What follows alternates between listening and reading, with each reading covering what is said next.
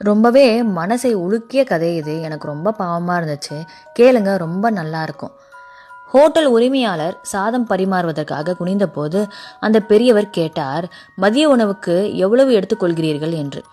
உரிமையாளர் சொன்னார், மீன் குழம்புடன் 50 ரூபாய், மீன் இல்லாமல் 20 ரூபாய் என்று சொன்னார். கிழிந்த சட்டை பாக்கெட்டிலிருந்து கசங்கிய 10 ரூபாய் தாளை எடுத்து உரிமையாளரை நோக்கி நீட்டினார் அந்த முதியவர்.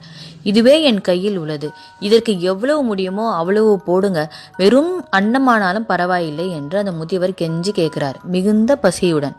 நேற்று முதல் எதுவும் சாப்பிடவில்லை என்று சொல்ல தயங்கும் அவரது வார்த்தைகள் தொண்டையில் நடுங்குகிறது.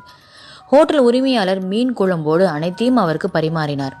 அவர் வயிறார சாப்பிடுவதை பார்த்து கொண்டே நின்றார்.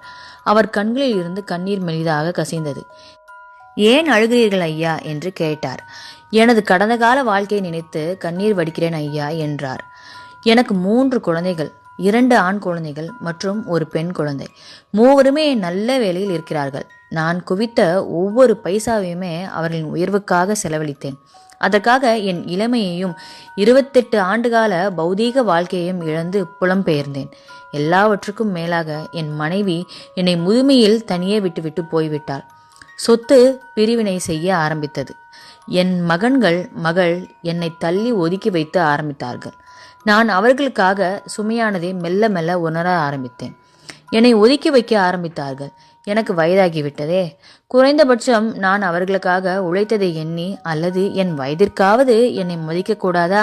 அவர்கள் அனைவரும் சாப்பிட்ட பிறகுதான் இரவு உணவிற்கு செல்வேன்.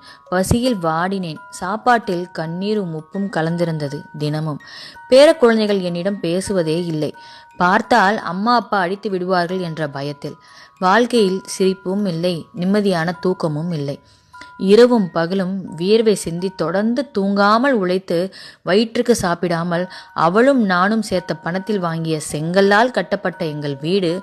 அந்த வீட்டில் நான் இருக்க முடியாமல் மருமகளின் தங்கத்தை திருடிவிட்டதாக சாக்குப்போக்கில் திருடனாக முத்திரை குத்தப்பட்டேன். மகன் கோபமடைந்தான். நல்ல வேளை கை நீட்டவில்லை. அந்த பாவத்தை அவன் செய்யவில்லை. அது என் அதிர்ஷ்டம். அங்கேயே நான் இருந்திருந்தால் நிகழ்ந்திருந்தாலும் இருக்கலாம். சாப்பாட்டின் நடுவில் எழுந்து உரிமையாளர் முன் 10 ரூபாயை நீட்டினார். ஓனர், வேண்டாம், பையில் வையுங்கள், இருக்கட்டும் என்றார். நீங்கள் எப்போது வேண்டுமானாலும் இங்கு வரலாம். நீங்கள் எப்போதும் மதிய உணவு சாப்பிடலாம். அப்படியே அந்த மனிதர் 10 ரூபாயை அங்கே வைத்துவிட்டு, உங்கள் உதவிக்கு மிக்க மகிழ்ச்சி.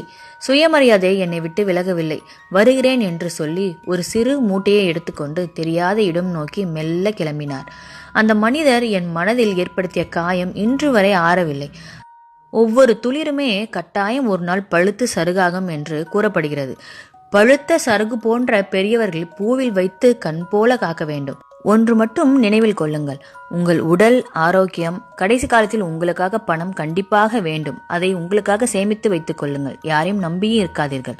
நமக்கு இப்படியும் ஒரு நாள் விரும்பினாலும் விரும்பாவிட்டாலும் வரும். இந்த பதிவை பகிருங்கள். யாரேனும் மனம் மாறினால் போதும். நமக்கு மாற்றம் நம்மிடமிருந்து தொடங்கட்டும். அதுவும் இன்றிலிருந்து.